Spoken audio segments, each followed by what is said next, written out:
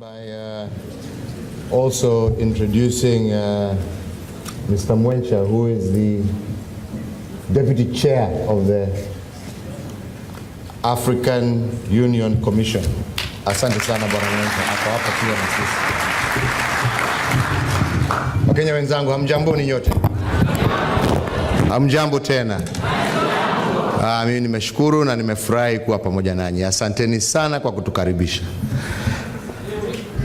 Asante, tunajisikia tuko nyumbani na tunafurahia. Let me begin by saying that it's really a great pleasure to be back here in Washington.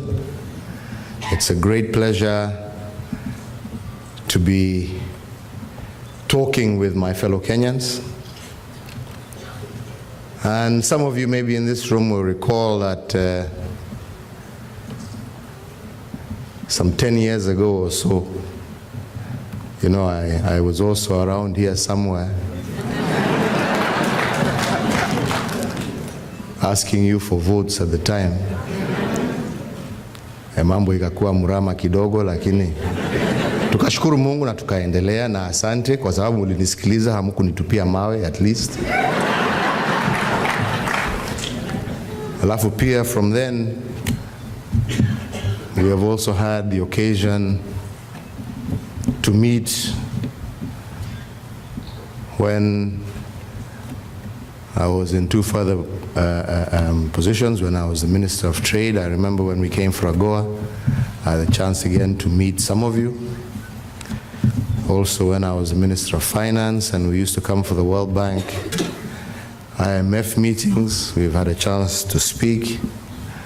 But really today is my first day to be able to address you as your President and President of the Republic of Kenya.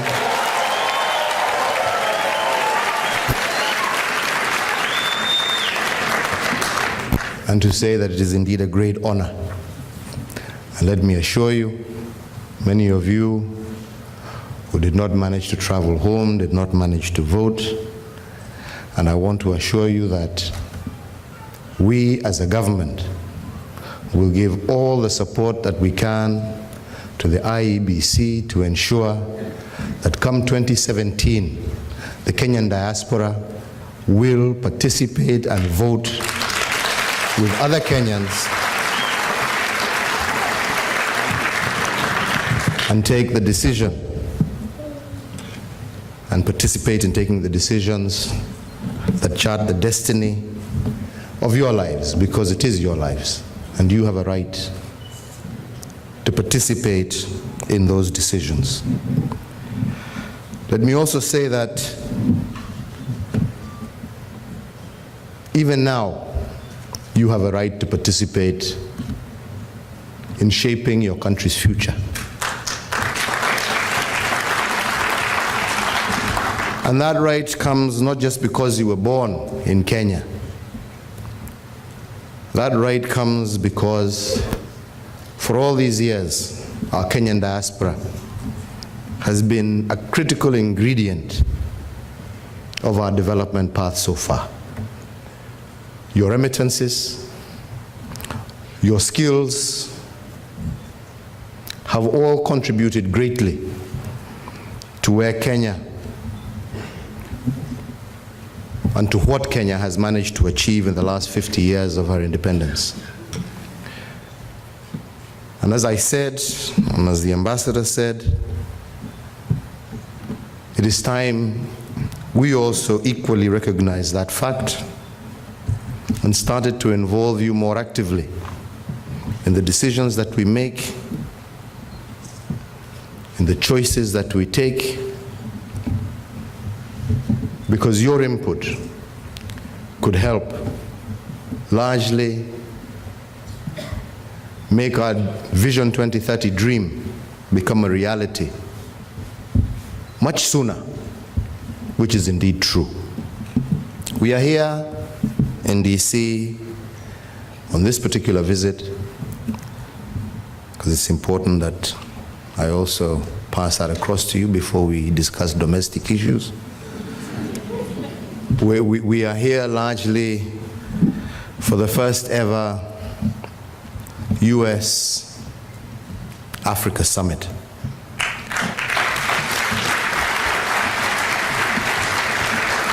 And for this and for the record, I want to take this opportunity on behalf of the people of the Republic of Kenya to thank President Obama for that initiative.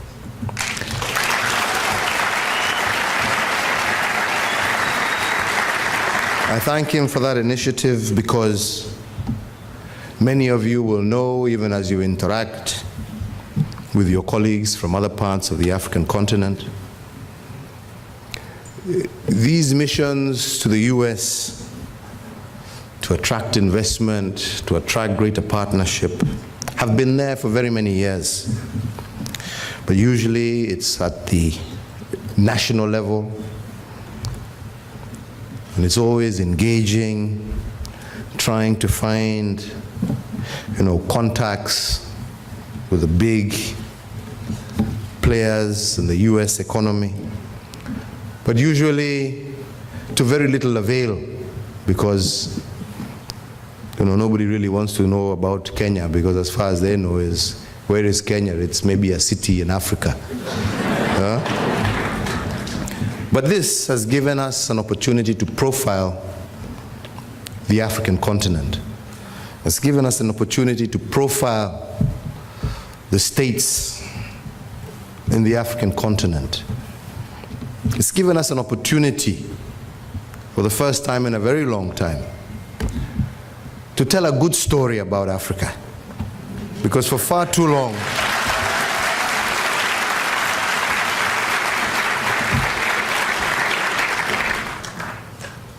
it's really only been the negative side that has ever really been heard. Oh, it's about poverty. It's about Ebola.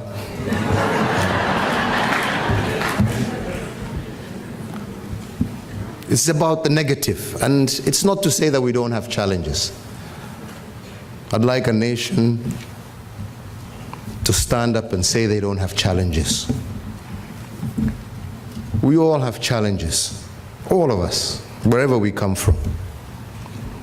But really, for the first time, we've been given an opportunity to say that as much as we are a continent of challenges, we are a continent that is ready to turn those challenges into great opportunities. Yeah?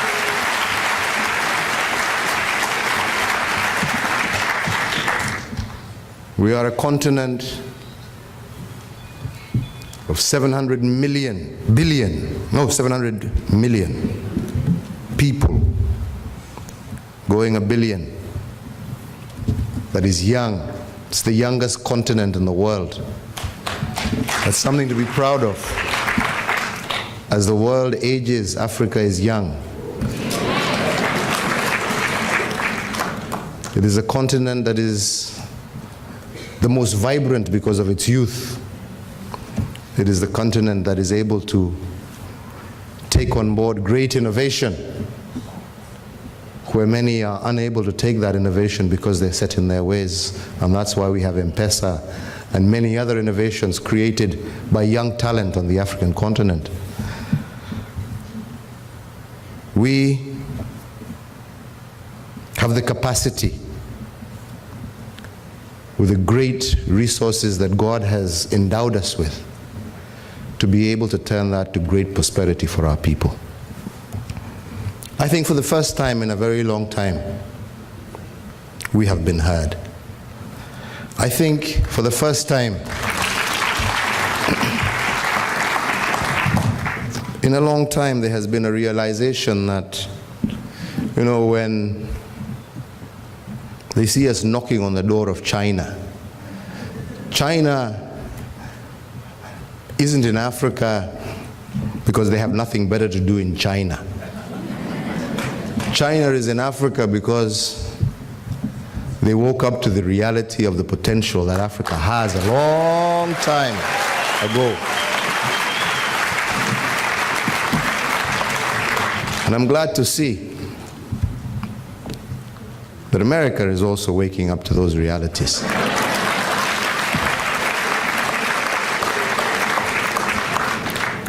And as America wakes up to those realities, there is no other person better able to tie and to link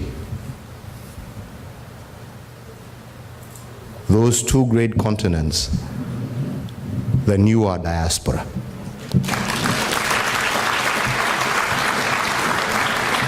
We don't have a big diaspora in China. So it's very difficult for us to say that Kenyans in China are going to be able to take advantage of the great links that we have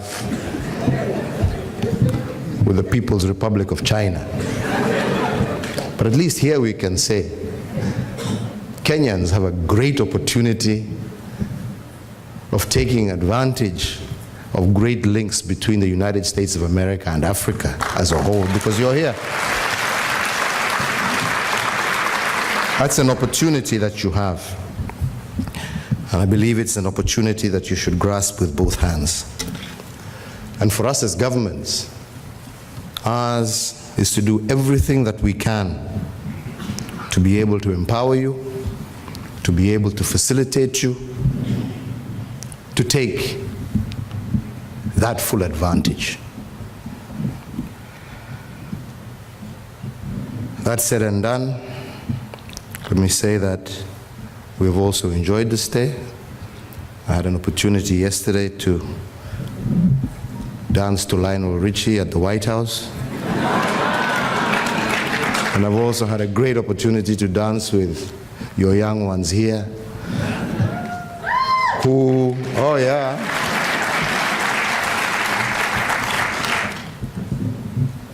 I must say that I was beginning to wonder whether Washington has boys, you know.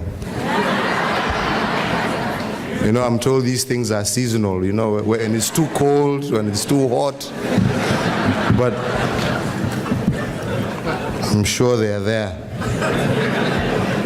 Maybe just as shy. You know, boys are kind of shy. But beware, because women are taking over the world. They're taking over Kenya.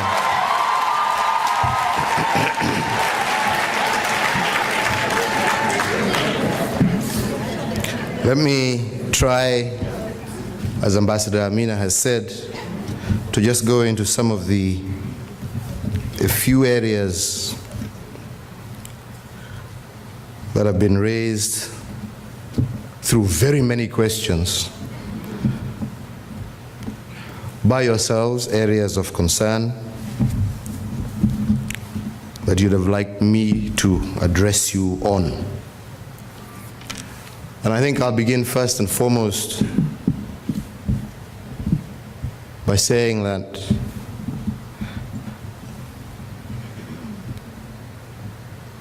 we go into politics for leadership.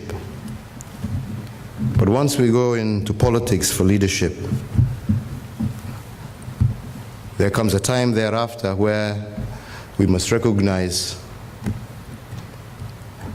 that in democracies, especially democracies that have regular elections, politics is not about enmity. Politics is about choices. And once people make choices, they go by those choices until the next time they choose again. They're supposed to come together after they've made a choice and push those choices together. So I am not here today to address you on the basis of who you voted for, where you voted, why you voted, because that is your right, and that in a democracy is what we must respect. But I am here to say that as a result of those choices, you have elected me and the Jubilee government to deliver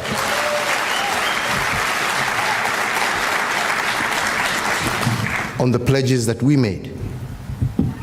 And those pledges that we made, we did not make to our supporters. We made to the sovereign people of the Republic of Kenya. And it is our duty and responsibility to do our utmost to deliver for them in accordance with our constitutional mandate. So I'm therefore not here to talk to supporters of Jubilee or CORD. I'm here to talk to you as my fellow Kenyans, who we need to work together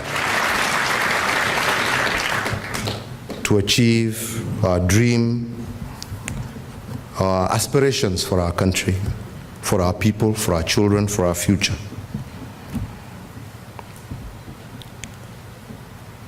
So I call upon you all, and for the very first time, let me address myself to that, because it's something that has been of great concern to me. And you, as Kenyans living out here, need to be the first engine of propelling our nationhood, our unity, our cohesiveness. And I say that because, you know, sometimes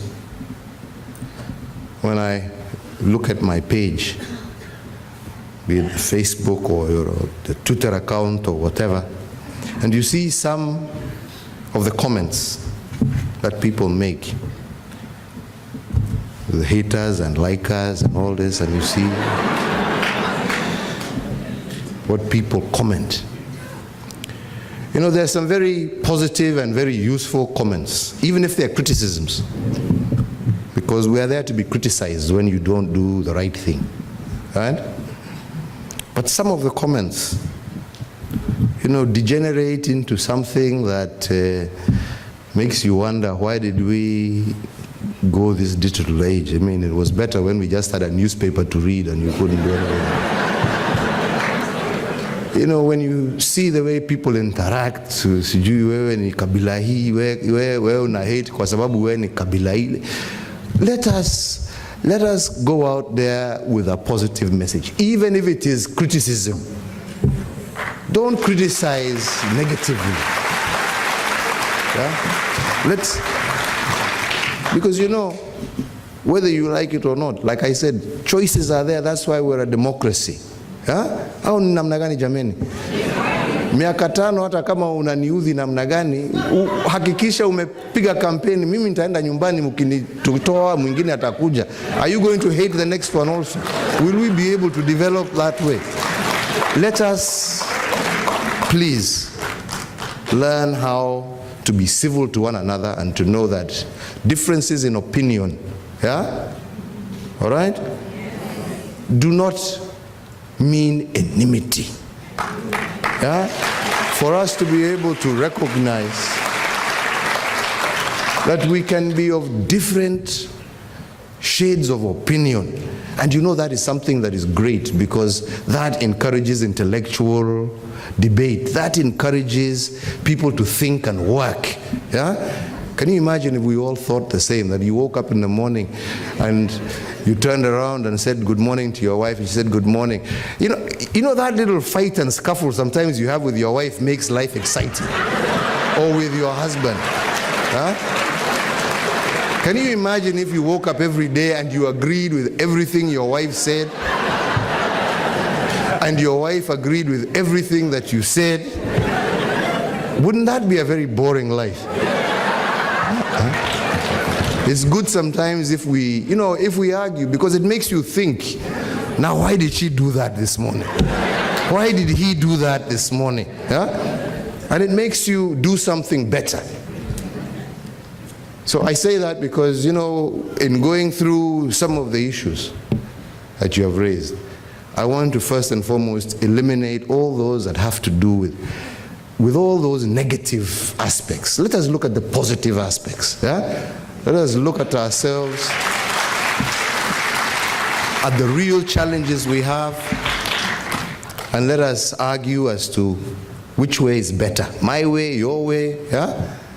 But not because you're black, you're white, not because you're a Luo, Kikuyu, Kalenjin, Kamba, but you know, my idea versus your idea helps you think, helps you get a better solution, and helps us make a better country, helps us make a better world. So this is one thing that I just wanted to be clear, you know, as we move on. And then go to the more serious issues that were raised, which are truly serious issues, starting first with security. Security was a major concern amongst a lot of the points that were raised, concerns about security. And indeed, those are genuine concerns. We have had, over the years, reason to be concerned about insecurity, and one of the key factors behind that, first and foremost, is the serious underinvestment in the security sector. Over the years, neglect, lack of care for the welfare of our police, which has also led to despondency, lack of activity, lack of responsiveness. But we as a government have really taken upon ourselves to really increase the levels of investment in security, in terms of mobility, in terms of the welfare of our police, in terms of their housing, in terms of insurance schemes for them. All these in terms of better equipment for our police service, so that they are better able to operate, in terms of more training and adequate training. These are measures that we are putting in place, and which I believe within a very short time will begin to bear fruit, and Kenyans will begin to see the result of that investment, a worthwhile investment. But at the same time, we also have insecurity posed by another level, and that is the threat of terrorism. With all of you remembering Westgate, what has happened in Gikomba, the various buses, what happened in Lamu, it's happened in Mombasa, it has happened in Mandera, Garissa, and other parts of our country. And there's been an argument that has come out in some of your issues as to that this is all happening because our troops are in Somalia. And there's been that big argument that Kenya is thanked because we sent our troops into Somalia. I want us, first and foremost, to put this in proper perspective, because we need to put it into proper perspective. Somalia has had problems for the last 20, going 22 years, where they have not had a formal government. And I think many of you recognize the fact that during that period, Kenya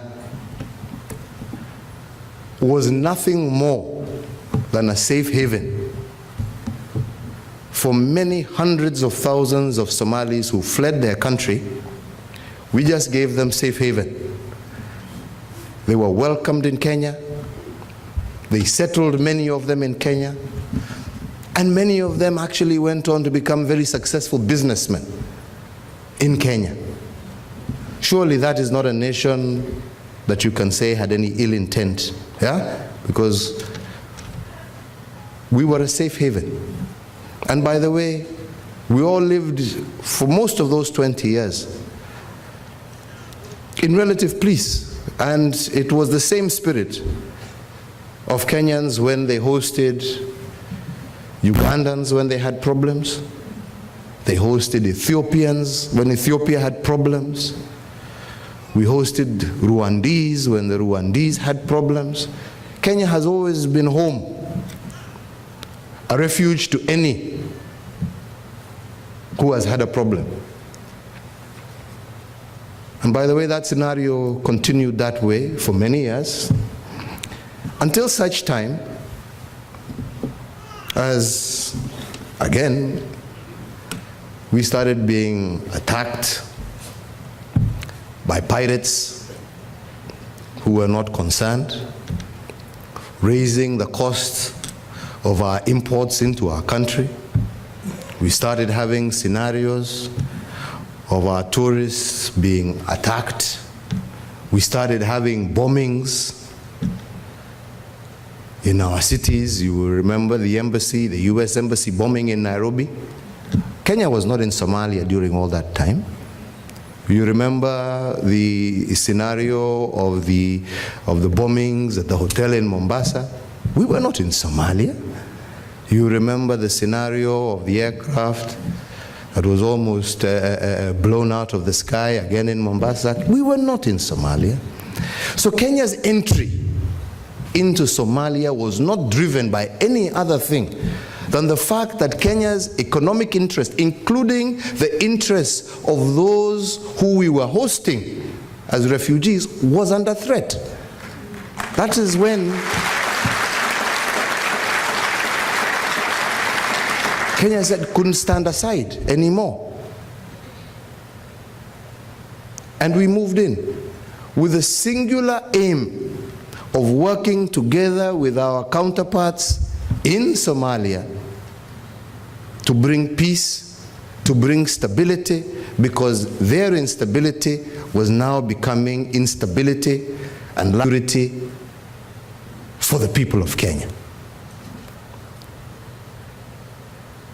So the argument that some of you are saying, oh, you know, we need to pull out of Somalia. Imagine today you pull out of Somalia. What guarantee do you have that now Al-Shabaab will not now find route to stay? Do you give that guarantee to the 40 million Kenyans? So the only time Kenya can pull out of Somalia can only be such a time when Somalia stabilizes, when they have a firm government that is able to secure their own boundaries and people. Until such time, it is the responsibility of every Kenyan, it is the responsibility of every person in the region, it is the responsibility of the international community to work together with the majority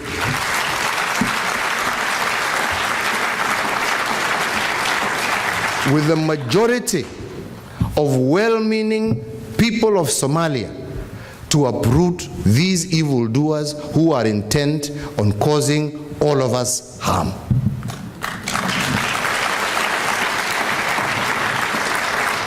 And I promise you, Kenya has no further designs or interests in any single part of Somalia.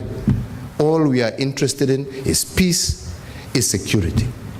And I would plead with you, including our diaspora here, that those passing out messages that they, you know when they say, oh, this government is against a certain community, I say, look at our government.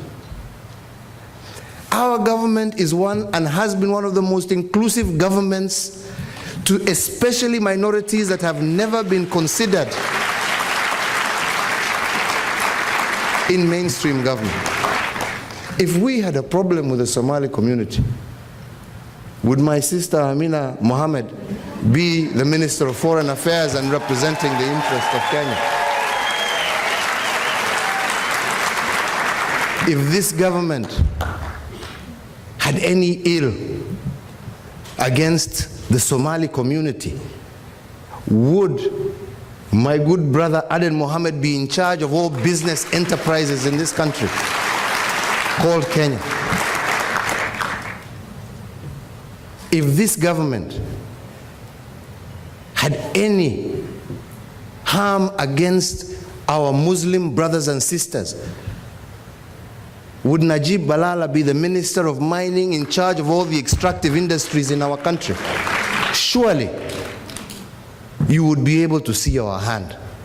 Surely we would not have people like that in such critical areas. Would Aden Duale be the head of majority, the leader of majority in the Republic of Kenya? Were we hostile? Surely our interest is only but one. Please, we just want peace. We want the opportunity to prosper our nation, and we want the opportunity for the people of Somalia also to prosper, because if they prosper as our neighbors, we too shall prosper. That is all we are desirous of. So those passing messages that then create despondency, or that's no, we will not, we shall not, and we will never until such time we achieve those objectives. So we need to be very clear on that, and I just wanted to address myself on that, and I hope I'm quite clear on our position as a government with regard to that particular issue.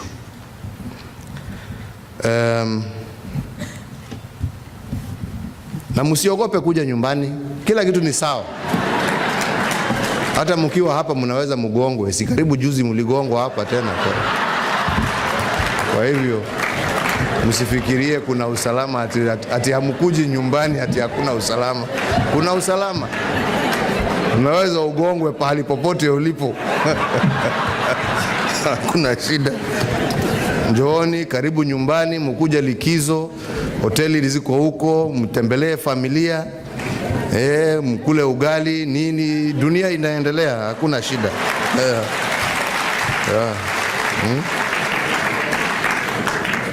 Hakuna shida.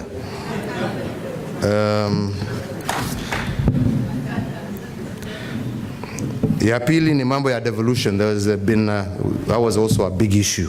So I thought I'd better explain myself there as well. We are committed completely to devolution, because there is an argument that we are not committed to devolution.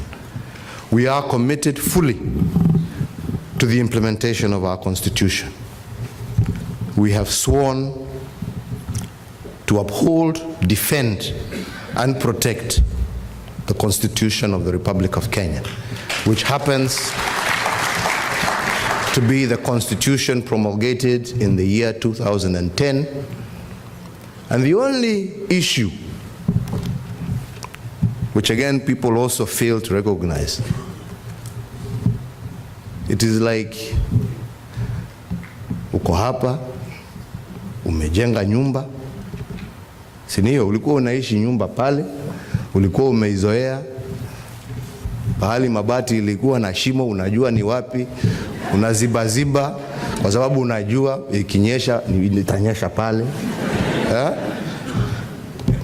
Unajua pahali panya zinapitia unaziba kwa sababu umeizoea. Lakini jamani, ukijenga nyumba mpya, si ndio, lazima kwanza ugojee uone itanyeshea wapi, ndio ujue how to hold on to it, si ndio? Ujue ni pahali gani msingi haikujengwa vizuri, ndio ujue vile utafanya ndio panya isiingie. Ujue dirisha ni wapi ambapo contractor aliwacha with crack, ndio ubadilishe. Because this is a new house, colleagues. We have entered a new house, and we have only been living in it for 1 year out of the 49 years that we have lived in another house. We have only just moved into this house.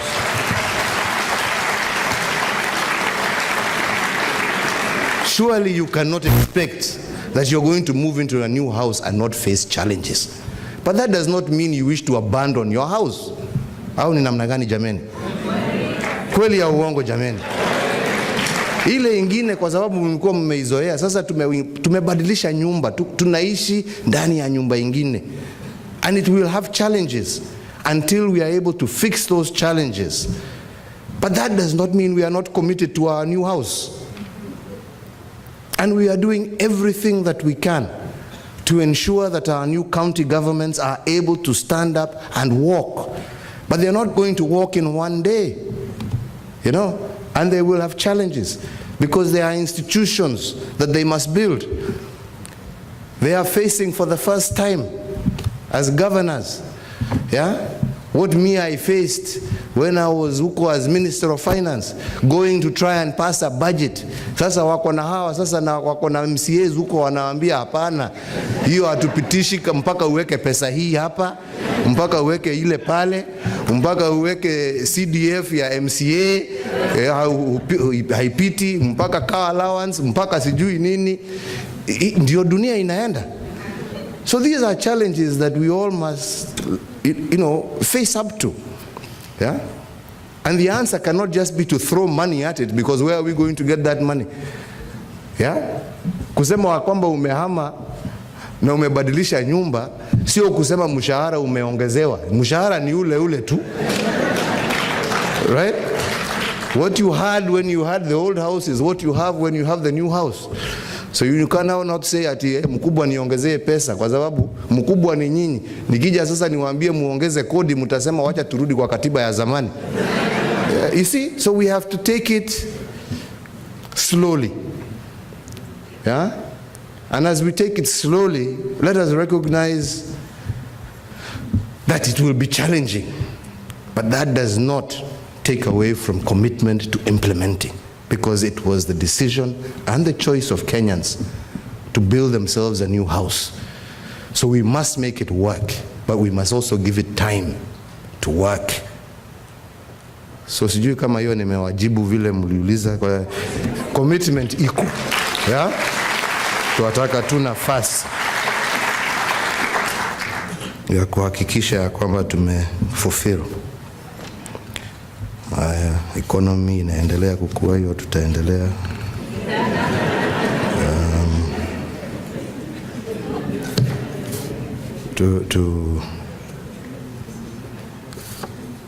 Tourism, nyinyi ndio tourists, mkija hoteli mtakuja kukaa kwa mahoteli. Yeah? Yes. The role that the diaspora can play in our economy. How do you participate in major government projects? I think this is a key one, and I think this is an area where definitely, and I heard the lady who was talking on behalf of the girls saying that you have your SACCOs and other things. I think this is one area sincerely where our diaspora, better organized, can actually play a huge role. You know, Minister Davis Chirchir here has been busy all there, going out, talking to investors, or come and invest in our power sector, come and invest, these are the kind of rates we shall give you under power sharing agreements and etc. Our diaspora, huyo naye Rotich ameng'ang'ana huko akitumia pesa ya taxpayer, ametembea kutoka Nairobi, sijui ameenda Qatar, ameenda London, ameenda New York, Boston, sijui San Francisco, sijui Los Angeles, akitafuta bond ya Euro bond ya $2 billion. I must say, first and foremost, it was very successful, yeah, and we congratulate him for the job. But you know what the truth of the matter is? That $2 billion that he got is equivalent, yeah, to what you as a diaspora remit to Kenya every year.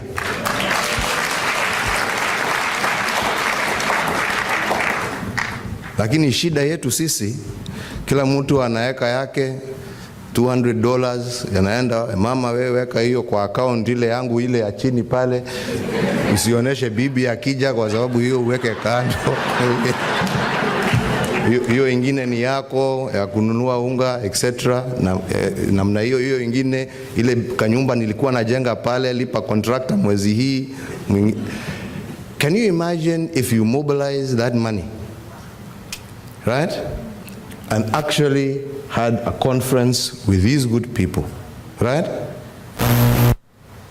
The kind of investments that you would make and the kind of returns that you would have ya kununua unga na ya kuficha ya bibi kidogo.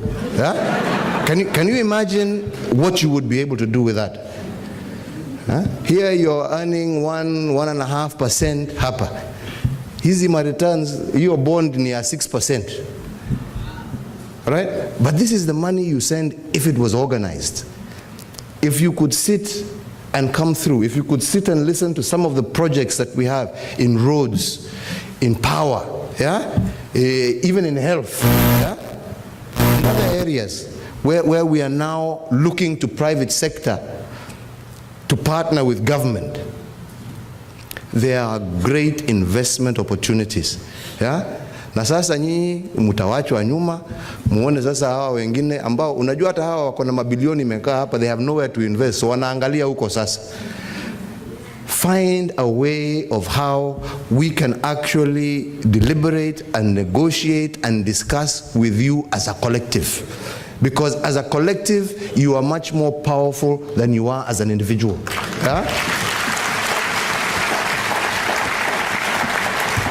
Rather than invest in how you are going to buy your own flat in Kileleshwa au wapi, we peke yako.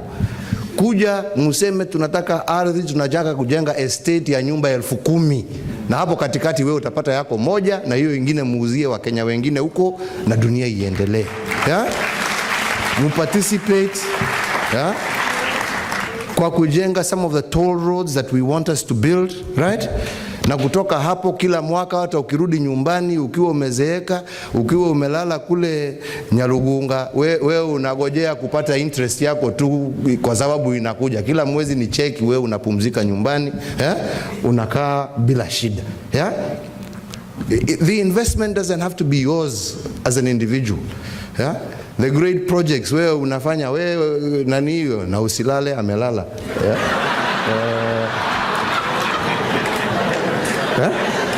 Wewe mtu ya lapset bana. Umelala.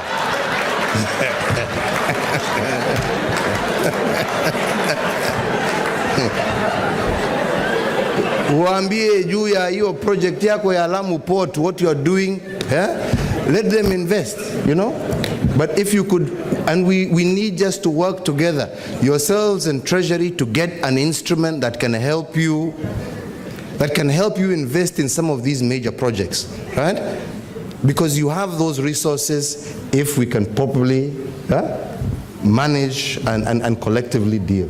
And Henry, I would challenge you, because this is something we talked about even when I was at the Treasury. And kila saa tunasema tuko na bond ya diaspora, bond ya iko wapi jameni, watu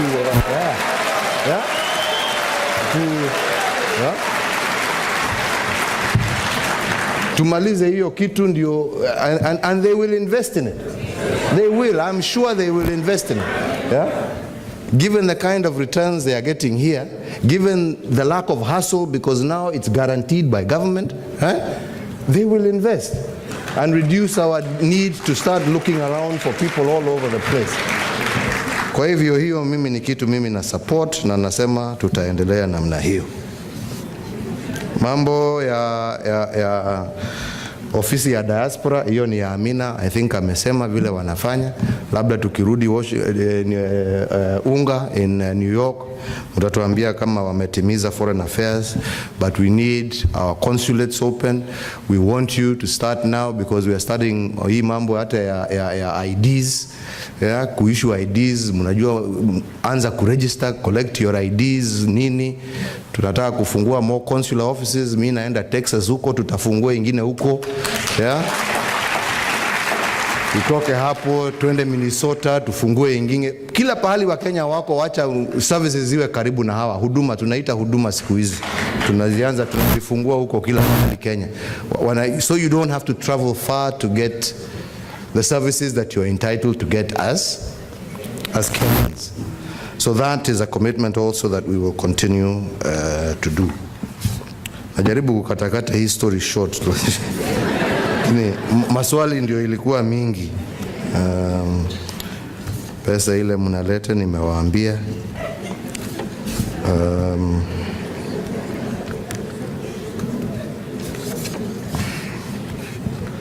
Mambo ya kupiga kura nimewaambia.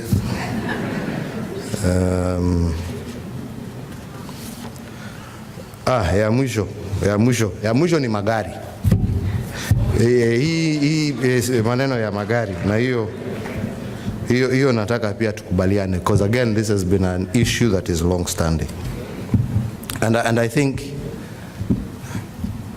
hapa I've never issued a directive outside of my country, lakini I'm talking to Kenyans and I have ministers who I can direct.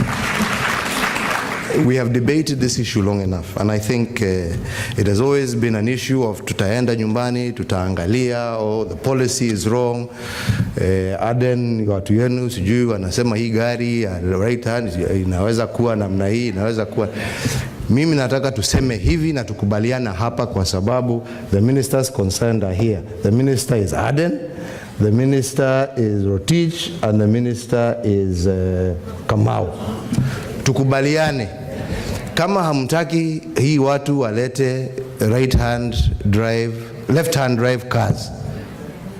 Tuseme ya kwamba, and I think this would be to me a fair proposal. All right? If there is a problem with that policy, bas mtu akijua wakati wake umekuja awe anarudi nyumbani. Awe na uhuru kwa sababu they can also not drive right hand cars here. Correct? Na uwezi kuambia mtu sasa uze ile ununue hii ufanye hii ukae naye miaka 4. So tuseme those who live in countries where people drive on the wrong side of the road, all right,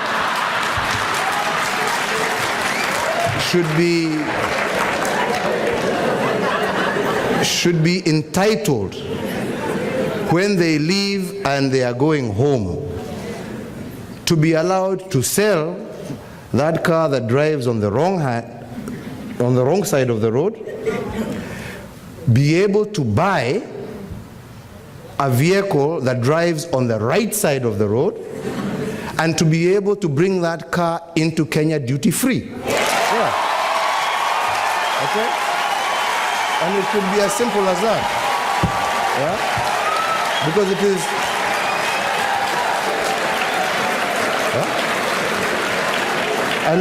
And it should be as simple as that. And it should be treated as if it was their, because it is not their fault that they are living in a country that they don't know how to drive.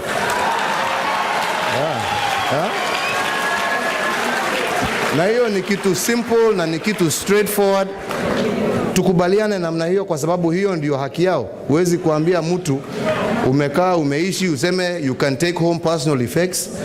Ikifika kule useme hii gari yako haiwezi kutembea Sasa hawa sio walichagua nchi vile wanapeleka magari? Kwa nini waumizwe? So hiyo ni directive na nimesema ifanywe namna hiyo. Na iwe namna hiyo na ikae namna hiyo.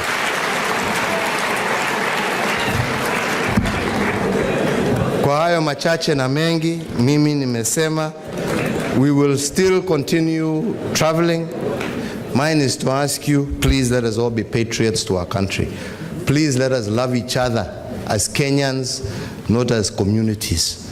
Let us know that our ability to achieve our individual and collective aspirations will come when we learn to respect, will come when we learn to live together. You know, as Kenyans, this country is what it is because they don't ask you where you come from. They have welcomed you. They don't know whether you're a Kisii, they don't know whether you're a Kamba, they don't know whether you're a Kikuyu, they don't know whether you're a Luo. Hawajui, wanajua ile talanta ambayo umewaletea hapa. Kweli ya uongo? Na hata sisi kama Wakenya tujuane kwa sababu ya ile talanta ambayo tunaleta ya kujenga taifa letu la Kenya. Na mimi sina shaka tukifanya hivyo, ushindi hautakuwa wangu au wako wewe au yule mwingine, utakuwa wetu sisi zote, tukiwa na nchi ambaye imetajirika, tukiwa na nchi ambaye inahudumia Wakenya wote pahali popote walipo kwa haki, kwa imani na kwa upendo. Kwa hivyo wenzangu, tukialikwa tena tutarudi. Tusipoalikwa tuko kwa Facebook, mtatupata huko.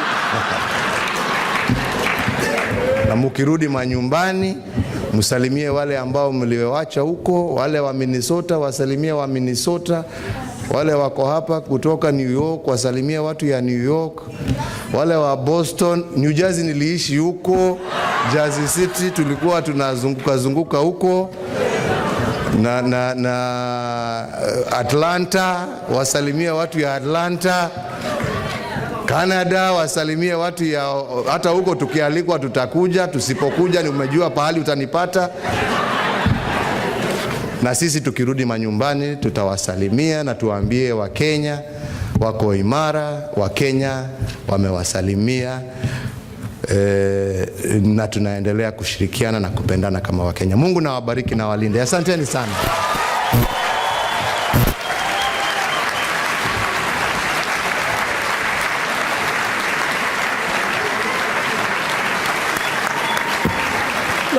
No.